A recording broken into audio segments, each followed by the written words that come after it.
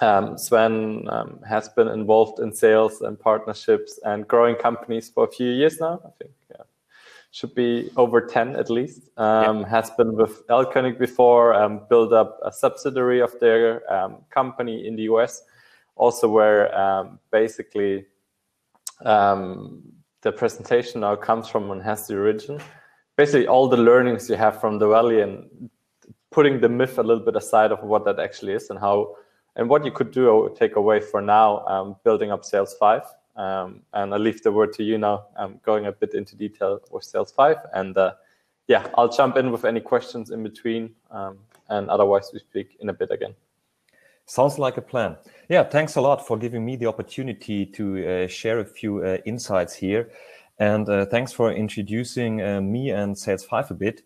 And I'll do this very short, but it's a bit part of the story I'm going to share. Like you said, I was working for Elkönig, that is a big or mid-sized consultancy in Germany that was acquired by AK Consulting, 250 employees when I left. And with this very company, we founded Disruptor. That was the subsidiary I was working for as a CEO and co-founder in Palo Alto. And after that, I joined a startup called Shore.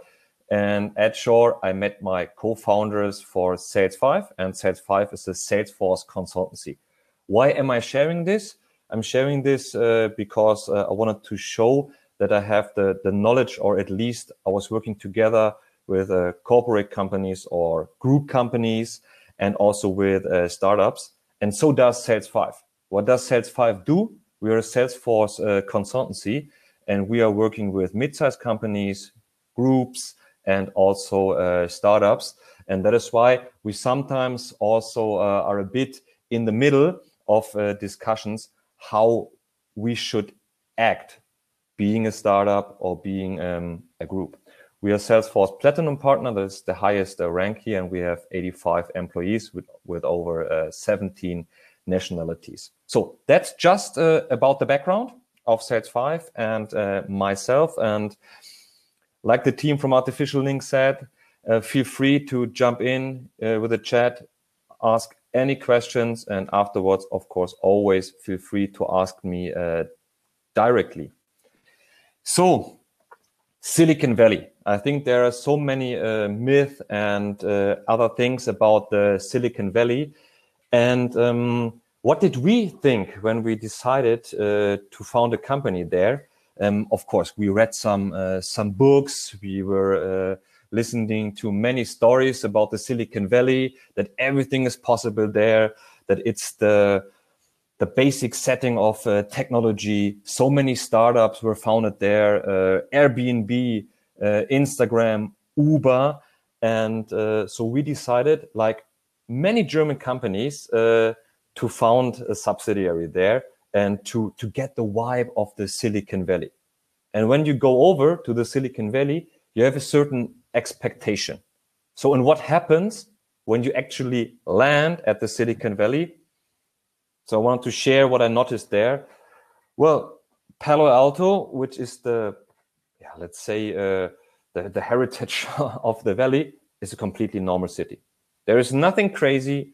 The sky is always blue, and around the corner, yes, there's the Google campus, and it is actually fun to ride with the Google bikes until you're going to be stopped by the authorities because it's forbidden. You need to be a Googler to ride those Google bikes. But if you are there, give it a try.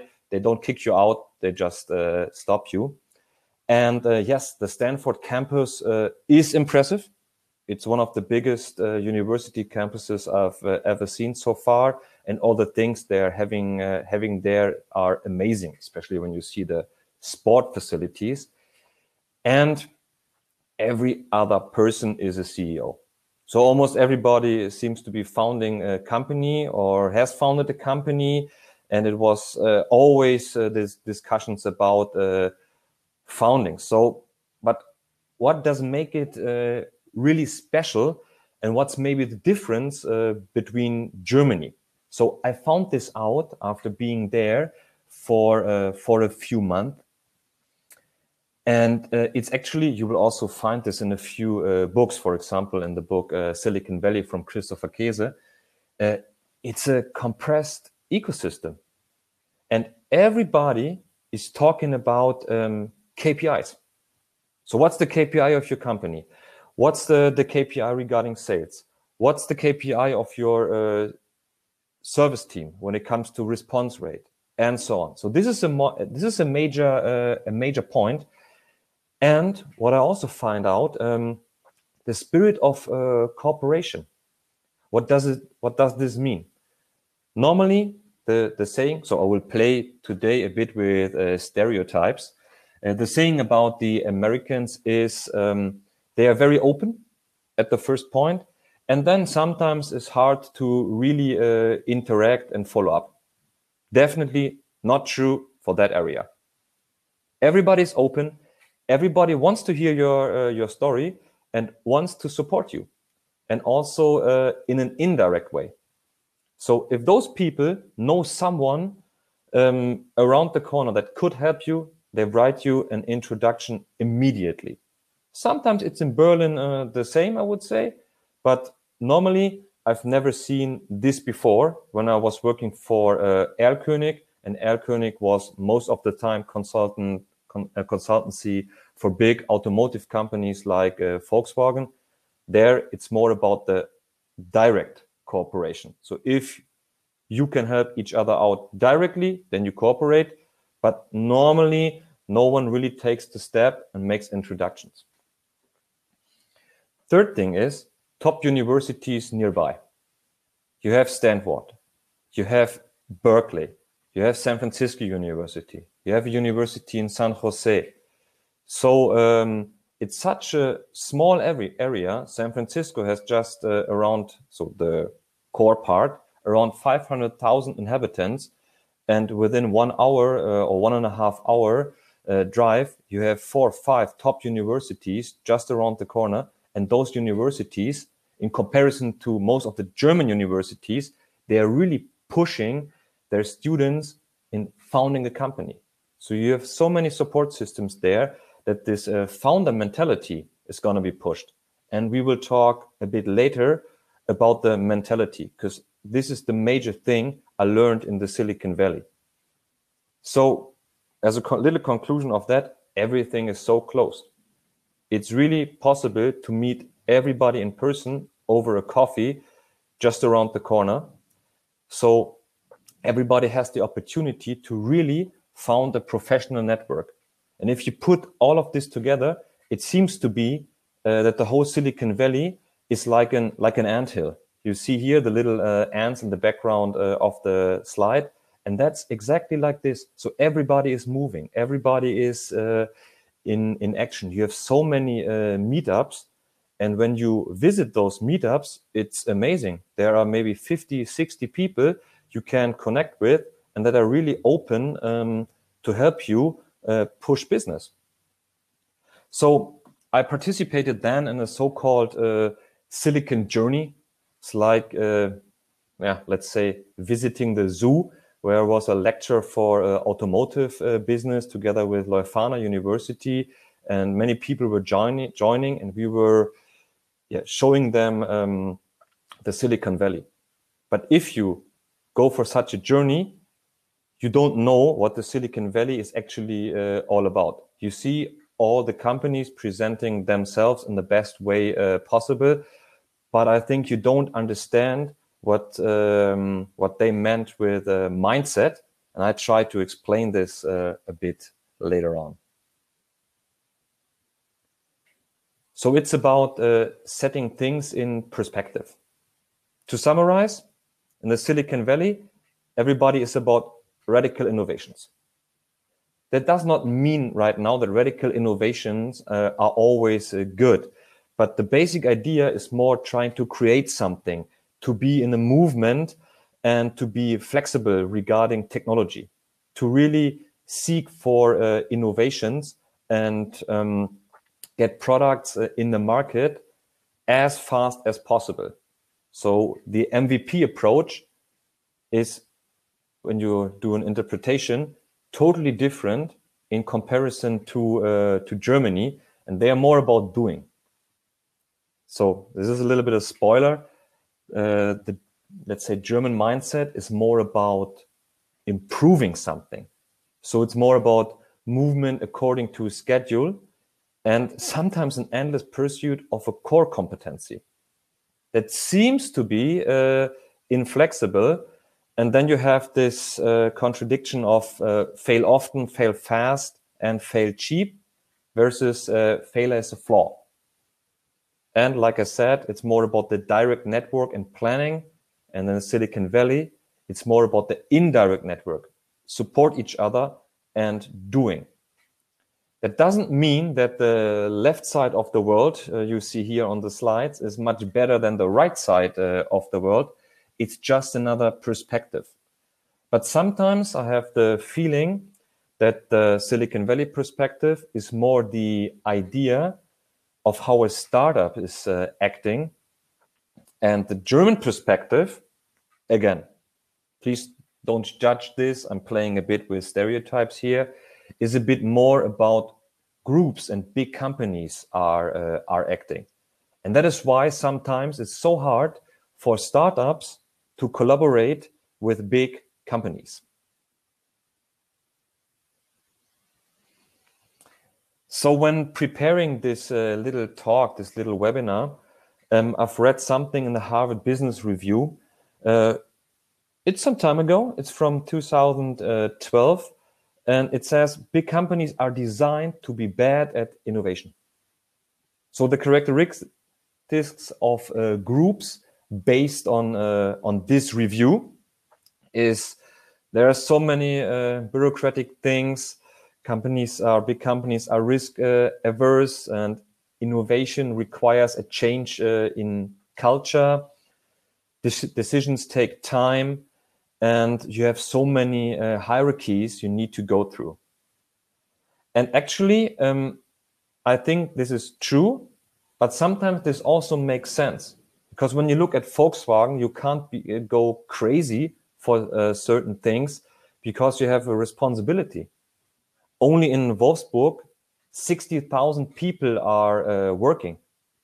So you are responsible that this can't be a failure, because otherwise those people were sitting on the streets and maybe not having a job anymore. On the other side, what I heard when I listened to startups, and I will give an example later on this as well.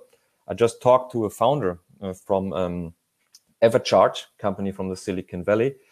They try to build charging devices for electronic cars and for cities. It takes such a long time to cooperate with groups. Sometimes, and also the group startups, you all know those incorporations or incubators big companies like Volkswagen, E.ON, and so on are doing. They're sometimes saying, and I don't give examples here because this will be unfair, okay, I will pop this over to my group head right now, and then they need to wait for 2 months to get an answer, because you need to walk through so many steps. And when you have here, you see my cursor right now, here in the hierarchies, sometimes is a vicious circle of decisions between people that can't really make decisions, but preparing the decisions. And until it gets to the top where someone can really do a decision, the chance is over. So this is something especially startups are struggling when they are working with big companies. So the major question is, how could we unify both worlds? How can startups and big companies work together? So I raised one question here. Is it possible to unite the best out of both worlds within one company? My personal point of view is no, that's not possible, because you can't just set up a startup like a department in a company, in a big company. This is not going to work this way.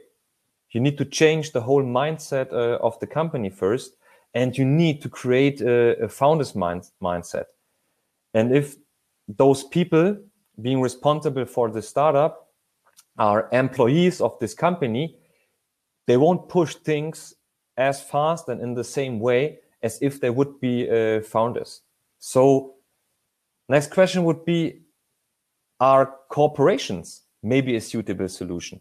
I guess so. I will have a few examples later on, but the corporations need to be set up in a certain way.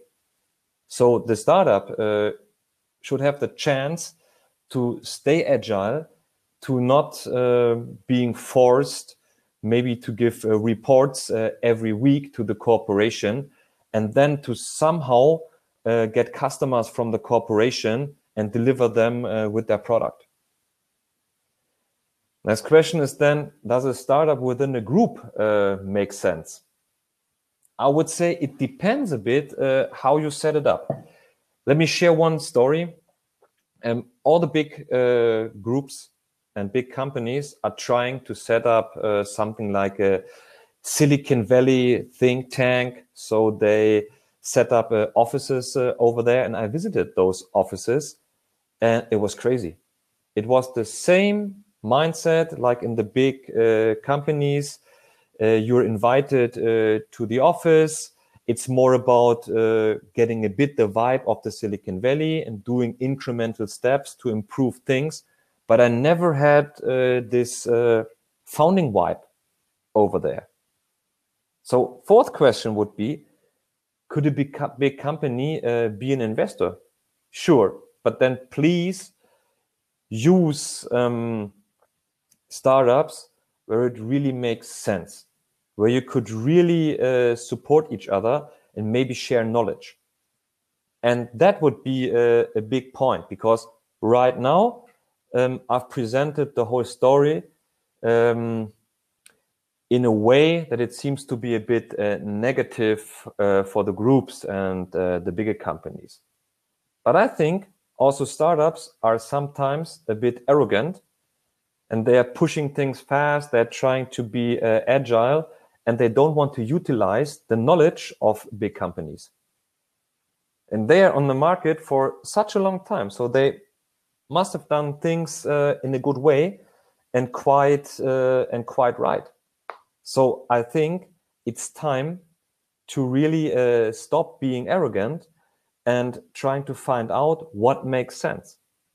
So I'm having a few examples here, and I wasn't involved in this type of deal here, but Microsoft bought German startup Wunderkind Wunderlist some time ago, and to further develop their own app. And this year they want to cut Wunderlist and really incorporate it in the Microsoft to-do approach. So far, so good. But this was, I think, really a setting where you buy the startup, where you incorporate it and go totally your way. But they also push the people of Wunderlist to keep their agile approach and incorporate it in their company. Other example is of a corporation. It's Dexlechon from Berlin, and they used Bayer as a strategic partner in their collaborator in Berlin. So this is a point of a strategic partnership where a smaller company can utilize the brand and the power of a big company. But here it's, well, Bayer is one of the masters in chemistry, and they are invested or collaborating with a classic chemistry startup. So this might make sense here. And I already talked about Evercharge. And I've talked, like I said, I've talked to the CEO in advance of this little speech, and he was saying they're doing great. So they're doing good at the market, cooperating with cities and also bigger companies to position the charging systems. But he was directly saying it's still a hassle to do so. I was having a panel discussion with him and other bigger companies back in 2016, and he said, nothing changed so much. It's so difficult to get feedback from bigger companies and to really say, let's do it, let's try to scale, let's try to really go for the ecological city approach. And even though Evercharge would like to invest, and it's not all about the money, it's hard to really get commitment. It's a classical chicken egg problem here. But they keep pushing, but they are more or less responsible on doing things on their own and keep their founders' mindset going. So this contradiction I wanted to point out here. And what I wanted to say is when you have this startup versus group thinking or big companies thinking, I will also put the German mid-market in here. For both parties, stop being sometimes so arrogant. Because startups are looking at the big companies like, hey, they are old, they are lazy. And on the other side, big companies are looking at startups in a way that they are too fuzzy in what they're doing. They have bad test systems and so on. Try to learn from each other. Because when you have this learning approach, like Bayer is doing and mentoring in this example, then it could be great. Then it should really work. And learn each other's vocabularies. I put a question here. What is an MVP? When a startup goes for an MVP, then it's maybe 20% done and you can have a feeling about the solution and first problems of a potential customer are solved. Then you present this MVP to a group and then they are very, very disappointed because they think, well, in an MVP, almost everything needs to work out in a correct way that you can almost bring it live. But what does almost bring it live mean? A startup would be bold, would push things live pretty early. And what do I mean again with this contradiction? Maybe sometimes the startup should test a little bit more because even in an MVP, a total failure is not good. Sometimes groups could be a bit more pragmatic and not going too much into details. And we see this at our companies as well when we consult them. Sometimes we need to hit the brake a bit for the startups. And sometimes we need to push the gas pedal a bit when we are cooperating with bigger companies.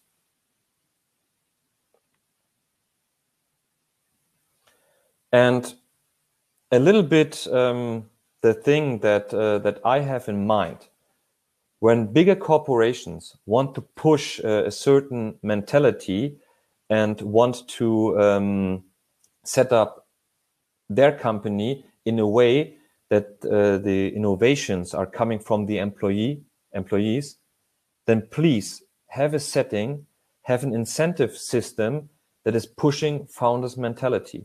And that's one of the biggest things I've learned when it comes to setting up Salesfive with my co-founders. What are we doing? We are having in the different hubs. I was showing you at the very first slide. We have an office in Munich, we have an office in Berlin, Düsseldorf, and Zurich. We made all the hub leads profit and loss responsible. And with a certain sharing system or shares system, all the people are part of the company. So when we win, they also win. So they need to have a certain owner's mindset. They are responsible for their Berlin business case from A to Z. And they have strong sales KPIs where they sometimes need also to justify themselves a bit, to be honest, but they also get the full support of the whole company. And I think we are also not a startup anymore with having more than 85 employees. But all founders and all people having a certain task need to have this mentality, because otherwise they won't push things in a way, because then they don't have a certain ownership. When it doesn't matter, because when you're just an employee working 9 to 5 and getting your money anyways for being there, then you don't have this ownership. So you need to connect your employees somehow a bit to the profit or to the success of the company. Then you can push this founder mentality. And that was one of the biggest thing I brought over from the Silicon Valley. And that's how we set up Salesfive together in this setting. And then it comes to organization. And I think it's sometimes hard to organize things, especially when you are over 85 people. And what we are doing, or what we try to do, having strategic elements of freedom combined with clear goals and responsibility. What do I mean with that? We have here this football field on the right side. And I think it's clear. You need to have certain freedom.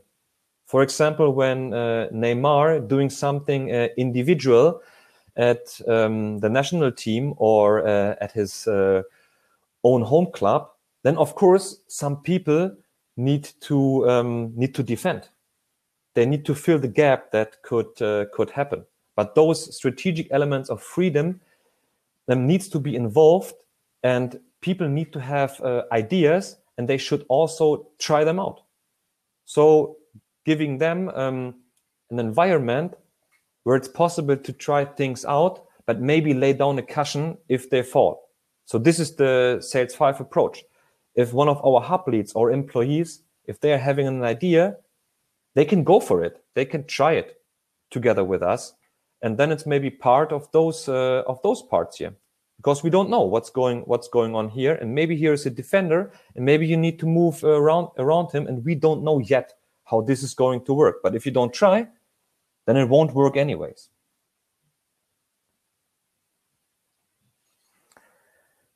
So to conclude a bit, and what does it mean for your company? The conclusion is clearly, first, mindset. Hire the right people. Don't be greedy. So especially if you're a consultancy, it's always possible to hire people and to somehow make a business case out of them. But if they are not the right people, then it's like cancer in the company, and they are destroying the mindset. They're destroying maybe how people want to push topics. And of course, be a good example.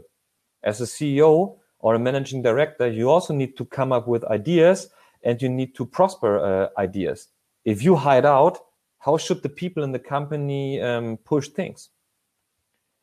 Try to forge an organization, like I showed it here on the football field, that allows fast decisions and that has a structured flexibility. Because without fast decisions, it doesn't make sense.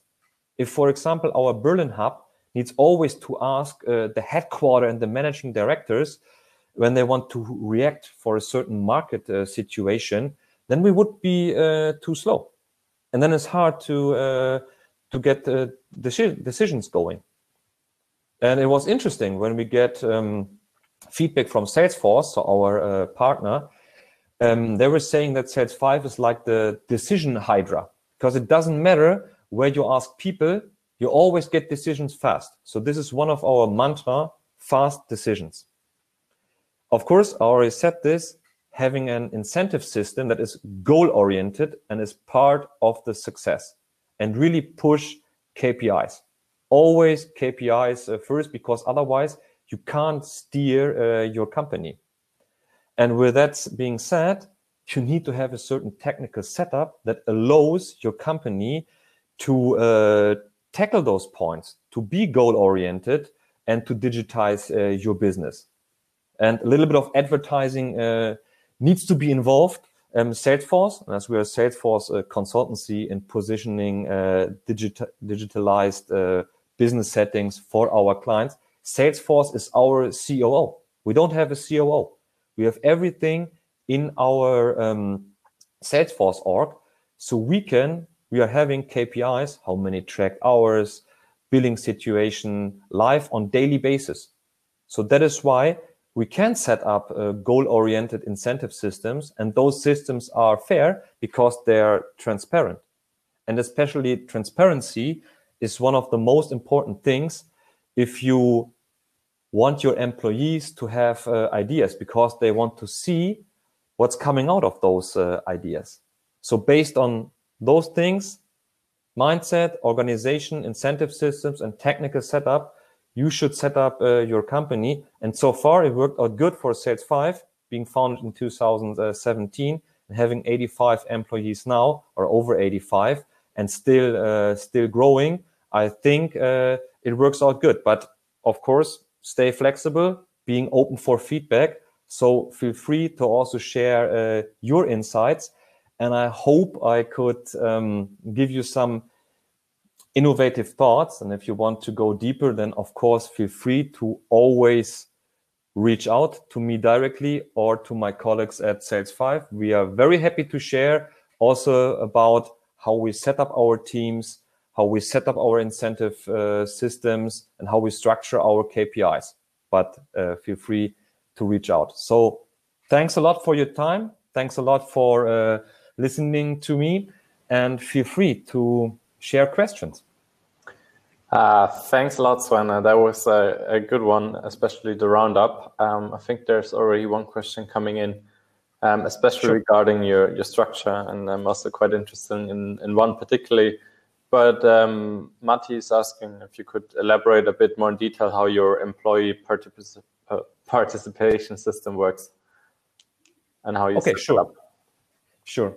So we have a Followup structure, and especially for those people being in charge, they are getting, of course, a little Followup when it comes to being responsible in the company. And when you talk about organization, we have a decentralized sales system. So every hub is responsible for their settings, but the sharing and participation system and also the bonus system is always connected to the success of the whole company. And that assures that the different hub leads, for example, from Düsseldorf and Berlin, are also supporting each other. So when Düsseldorf needs capacity or needs someone to do a pitch or to do a project, then Berlin helps out, and vice versa, because otherwise no one would reach the goal. So somehow the incentive system is a combination of being responsible for your hub, but also the participation of Salesfive as a whole. I hope this answers your question. If we want to go deeper, feel free to ping me on LinkedIn or reach out directly. Then I can, of course, share a bit more. I'm happy to do so. Are you using any software for that, or how is that structured with you guys? Yes, we are 100% using Salesforce. So we are using the Sales Cloud and Juston for automated billing systems and Powder for marketing. Yeah. Maybe jumping also into, you mentioned a lot about your KPIs now. Could you go into a bit more detail what's kind of the company KPI? Maybe also you have a different hub KPI, and eventually also what would be interesting, because we have quite a few executives also in here, and how you measure yourself, like what's your own KPI? Yeah, sure.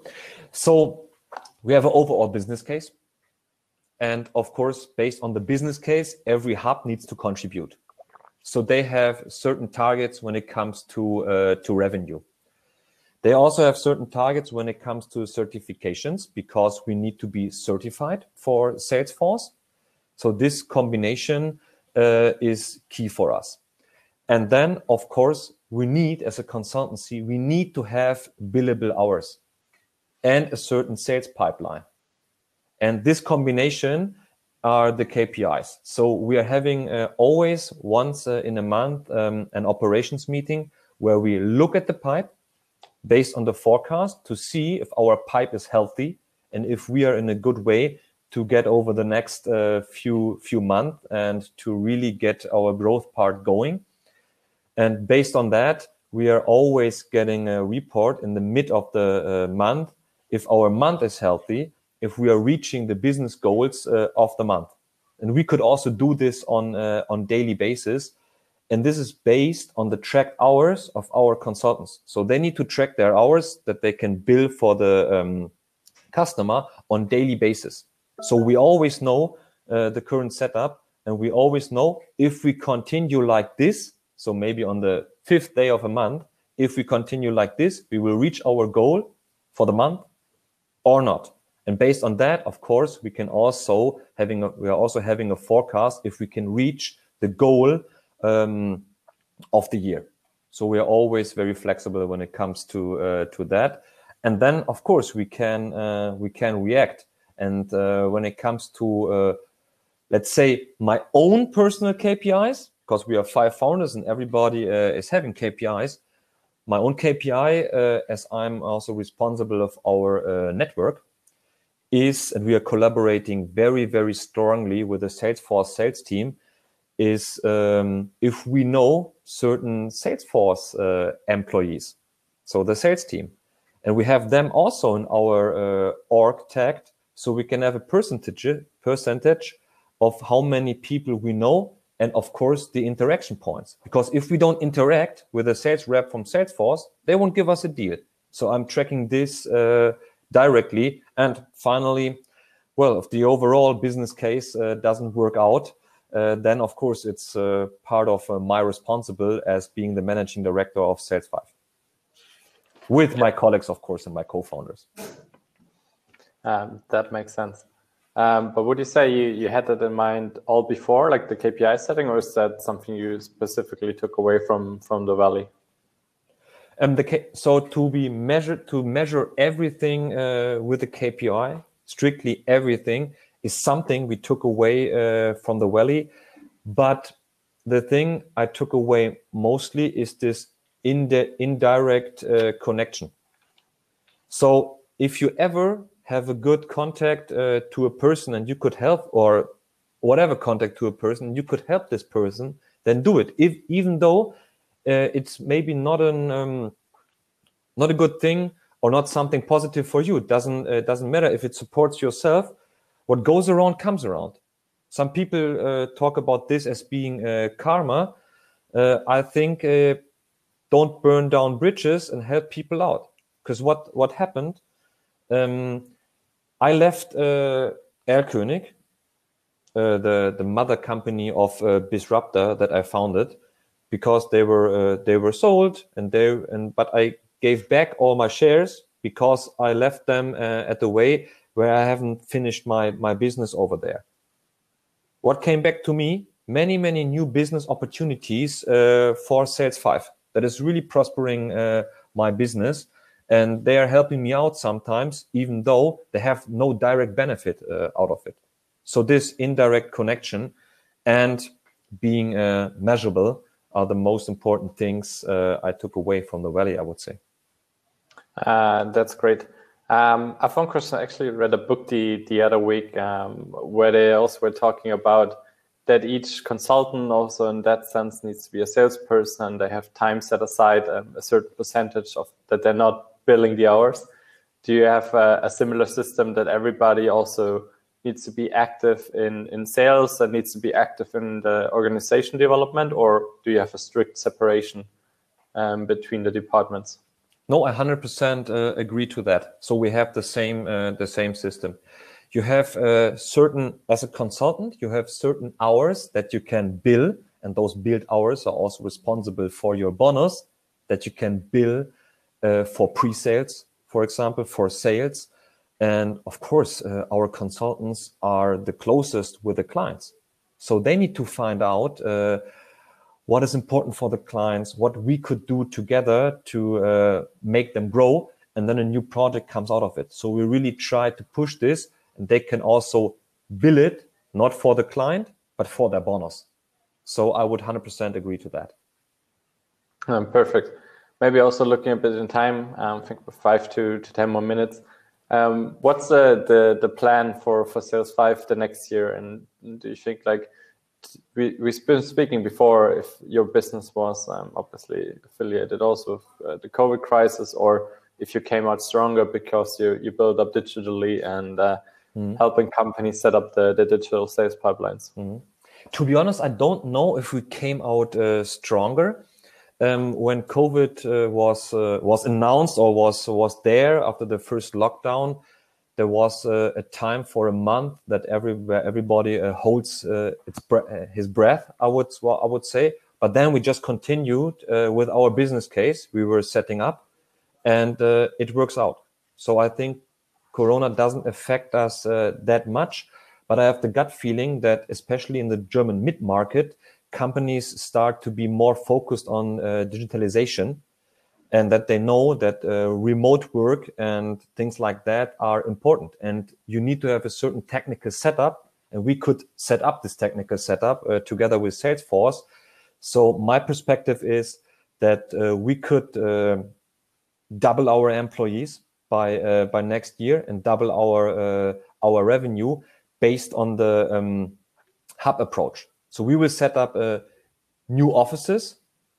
We will see if we really need offices or if it's just people in a certain area, but sometimes it will still make sense to visit the client. So we're looking at Hamburg, Frankfurt, Vienna, and also other cities to set this up, and also to get new employees from those cities. Yeah, so maybe someone is in the audience from that area. Yeah, so feel free. And also direct recruitment. Yeah, true. So we are honestly in all our hubs and in the mentioned cities, we are really looking for support, even if you're directly from university or with a stronger or longer working history. We are very open there, and also open if you just have questions how we set up our organization or other things. Feel free. So there won't be a bill coming up directly. No worries. not in that sense. That's good news. Maybe like to a few last words. And what's your favorite kind of sales hacks? I mean, it's a sales summit here, and we have a lot of people in those positions. How do you go about it, and what's your thinking regarding sales? Do you more on a personal basis, or is it like, as you said, you're using Salesforce and a more automated approach? Yeah, that would be interesting. It's having a strong technical setup that you don't lose time for thinking about what you need to do in combination with being personal.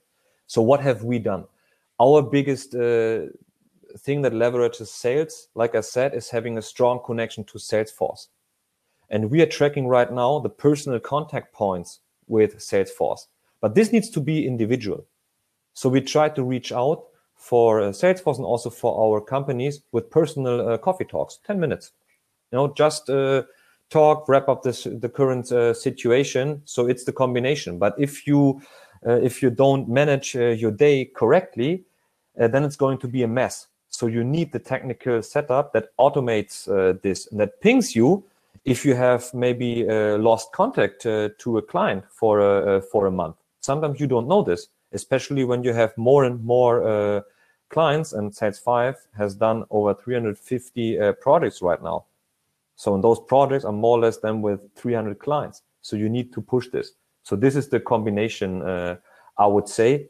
And if you go for networking, go for a quantitative approach first. And after that, really define which people or which person you want to follow up with strongly. Because the bigger the network, the better, I would say. To directly import, like now getting a little bit technical, but I never found a good way to directly import the leads made at an event directly into the CRM, especially with Salesforce. Have you been building your own app there, or can you recommend any of those? No, there are different settings. So, for example, if you do it with Zoom, and then you have it's easy sometimes to just get a CSV export. And if you set up your system in a way, then you can just upload it. And if you have certain questions or maybe other people, then we can have a look at it. Sometimes you can also combine things like GoToWebinar or other systems with Salesforce or with the marketing part, for example, Pardot, and then it pushes the leads directly into your system. So there are definitely ways. Yeah, cool. Are there any last words you would like to share with the audience? I think then we can also take a 15-minute like networking break in that sense. On the left side on the tab, we can also like to say if you want and see if anybody you hit directly in the networking session. But yeah. So last words will be open, ask questions, maybe also challenge the things I was saying, because I was playing a bit with stereotypes, and feel free to reach out to me. I'm living in Berlin, so sometimes it's also during those times right now, I think it's still allowed to grab a coffee and to just maybe think about certain ideas and how a collaboration is possible. We're just doing this, for example, with Ready School and other universities, just giving speeches about different systems. And if it's just some technical questions, also feel free to reach out. And maybe sometimes I need to bring an architect with me because I can't answer them all. But feel free. I'm there for you. Perfect. Thanks a lot, Sven. I think we can say from all of us, enjoy the holidays. And no worries. We'll stay around a bit for the network session, and then I'll continue with that. Perfect. See you soon in Berlin, I guess. Have a good one. True that. Bye-bye. Bye.